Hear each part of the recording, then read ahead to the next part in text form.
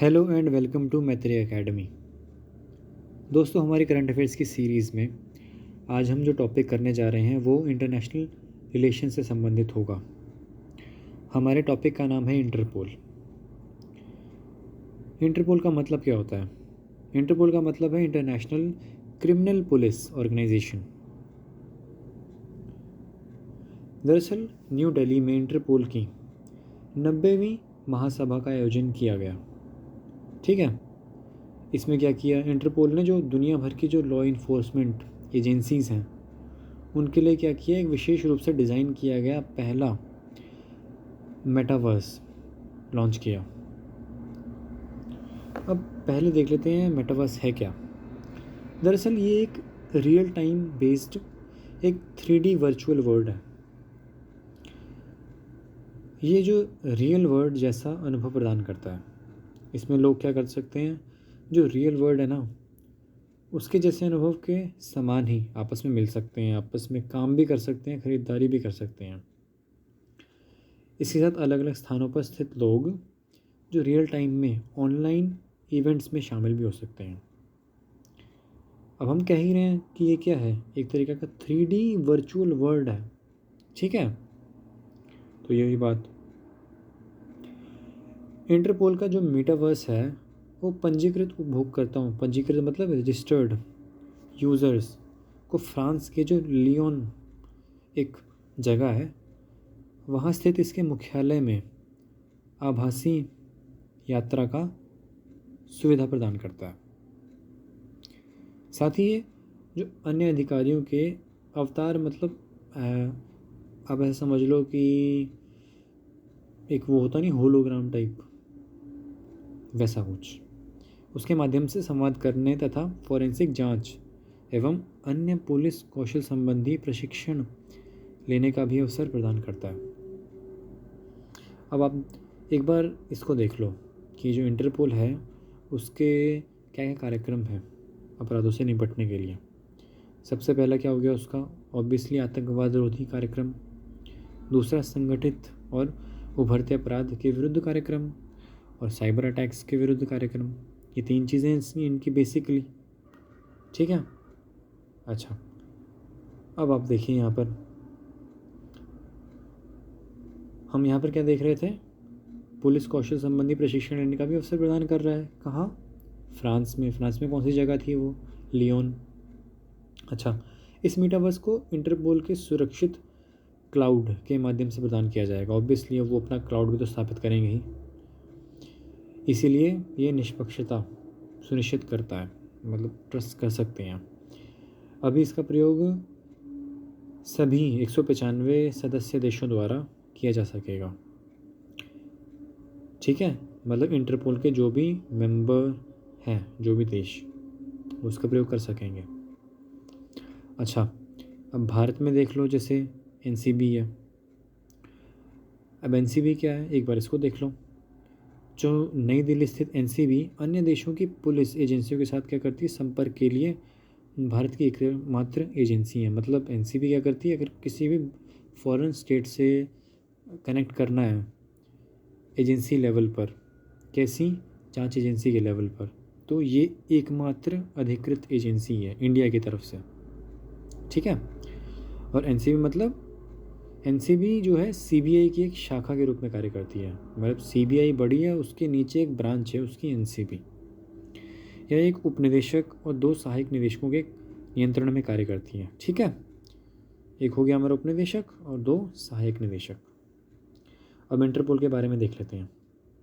ये क्या है, एक अंतर सरकारी संगठन है। जैसा मैंने बोला 195 इसके देश हैं। ठीक है, और सभी देशों के पुलिस बलों को अपने कार्यों में बेहतर समन्वय स्थापित करने में इंटरपोल जो है मदद करता है।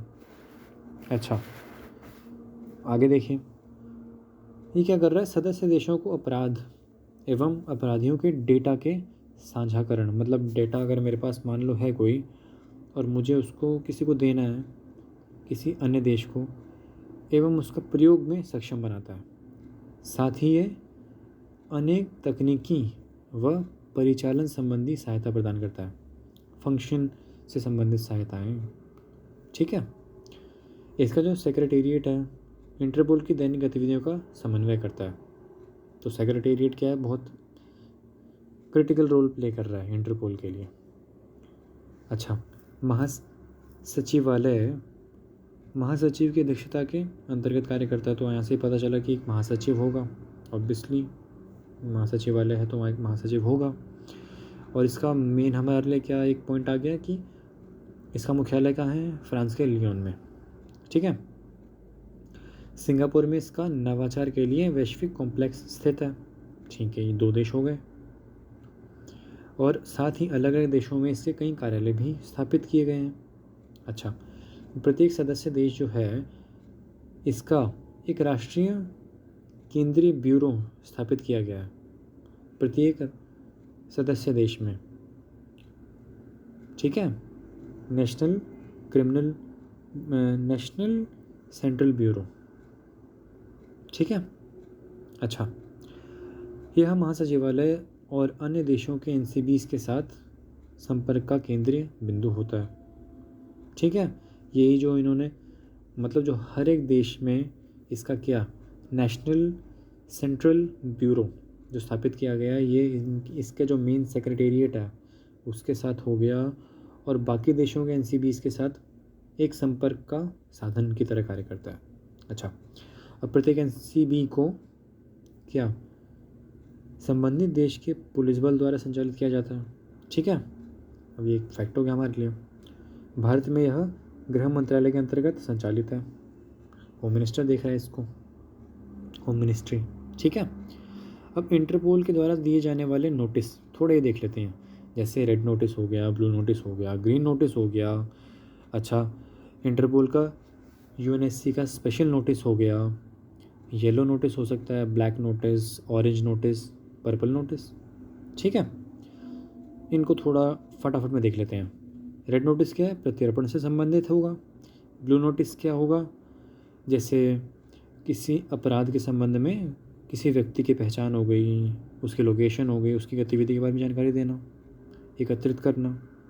ग्रीन नोटिस क्या हो जाएगा, उन व्यक्तियों के संबंध में चेतावनी जारी करना है और खुफिया जानकारी प्रदान करने के लिए जारी किया जाता है। कौन, जिन्होंने दंडनीय अपराध किए हैं। ठीक है, और ये व्यक्ति अन्य देशों में भी फिर से अपराध करने की संभावना लिए हुए हैं, अगर ऐसे व्यक्ति, तो उनके खिलाफ ग्रीन नोटिस। येलो नोटिस किन के लिए, जो गुमशुदा व्यक्तियों के लिए, उनका पता लगाने के लिए।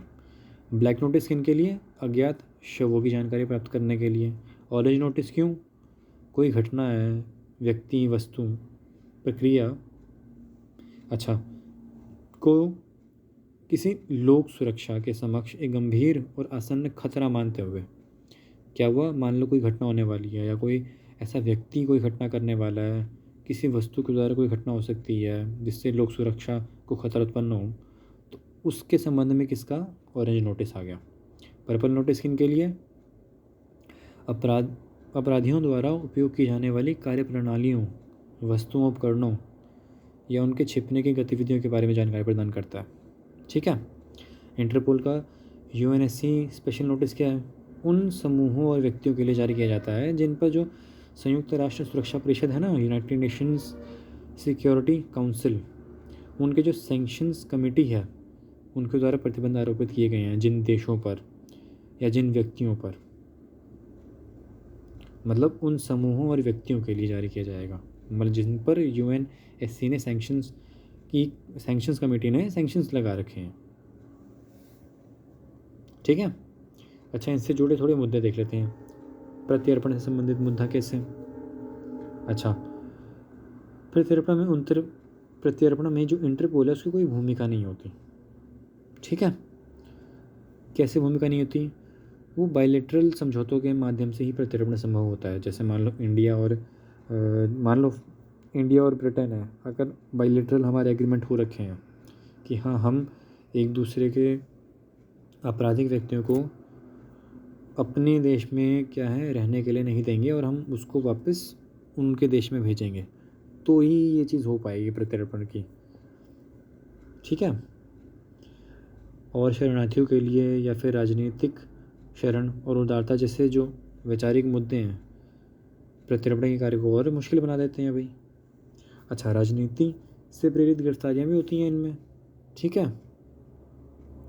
अच्छा, इंटरपोल का संविधान भी है, जिसका आर्टिकल 2 के तहत क्या है, जो सदस्य देश है ना, किसी भी तरह से महासचिवालय की मांगों का पालन करने के लिए बाध्य नहीं है। तो आधा काम तो यही हो गया, बाध्य ही नहीं है। अच्छा, राष्ट्रीय संप्रभुता, ये भी एक मुद्दा है। क्यों? क्योंकि जो सदस्य देश है वो अपने राष्ट्रीय कानूनों का पालन करेंगे, अपने राष्ट्रीय हितों को आगे बढ़ाएंगे, ठीक है। और भ्रष्टाचार में क्या हो जाएगा? अच्छा, निजी क्षेत्रकों के संगठनों के साथ क्या करोड़ों डॉलर के भ्रष्टाचार सौदों की आलोचना की गई थी। कब? 2015 में, ठीक है। अच्छा, इंटरपोल के सिद्धांत भी देख लेते हैं। सिद्धांत क्या होंगे? सबसे पहले किसी भी देश की जो संप्रभुता है, सॉवरेनिटी, उसका सम्मान करना। इसीलिए तो इन्होंने लिखा है यहाँ पर कि महासचिवालय की जो मांग है उनका पालन करने के लिए कोई भी देश बाध्य नहीं है। अच्छा, सेकंड का सिद्धांत क्या है? निष्पक्षता बनाए रखना। थर्ड क्या है? जो सतत मतलब सस्टेनेबल और सक्रिय भागीदारी को बढ़ावा देना।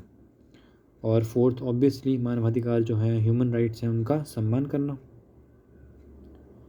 इंटरपोल की थोड़ी उपलब्धियां देख लेते हैं।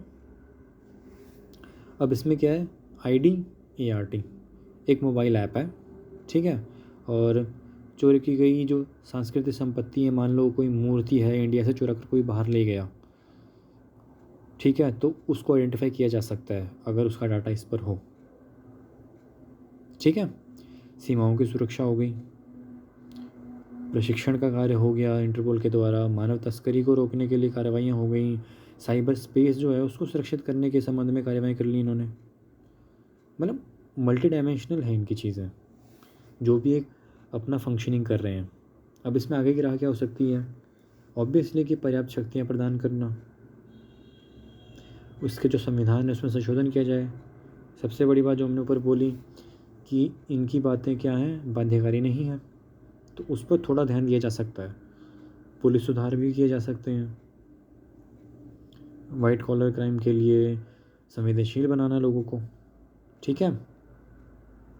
अच्छा, रेड नोटिस के संबंध में उसमें क्या हो सकता है कि इंटरपोल को उस व्यक्ति के लिए जो है रेड नोटिस को हटा देना चाहिए जिससे रेफ्यूजी कन्वेंशन 1951 के तहत क्या उसके मूल देश द्वारा शरणार्थी का दर्जा दिया गया है, ठीक है। जैसे किसी व्यक्ति को शरणार्थी का दर्जा अगर दे दिया जाए तो उसे रेड कॉर्नर नोटिस उसके खिलाफ तो इशू नहीं होना चाहिए, ऐसा कह रहे हैं। और शरणार्थी अधिकार ऑब्वियसली, तो इंटरपोल को क्या, जो इंटरनेशनल शरणार्थी हैं उनका दर्जा प्राप्त व्यक्ति के अधिकारों की रक्षा के लिए क्या एक तंत्र स्थापित किया जाना चाहिए उसके द्वारा।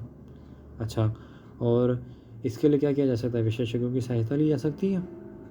और जो non governmental NGO, non governmental organisations हैं, NGOs हैं, यूनाइटेड नेशंस है, उनको भी आपस में कोऑपरेशन करना चाहिए, उनका कोऑपरेशन भी लिया जा सकता है। तो दोस्तों, ये आज का हमारा टॉपिक था इंटरपोल से रिलेटेड। इसमें हमने प्री से संबंधित जितनी बातें थी मैंने उनको कवर किया, स्पेशली हमारे जो ये नोटिस के जो हमारे टाइप्स हैं, और NCB के बारे में मैंने आपको बताया। इसी के साथ साथ मैंने इसके कार्यक्रम के बारे में भी आपको बताया। होपफुली आपको ये वीडियो अच्छी लगी होगी। आप इसे प्लीज़ लाइक, शेयर और सब्सक्राइब करें चैनल को।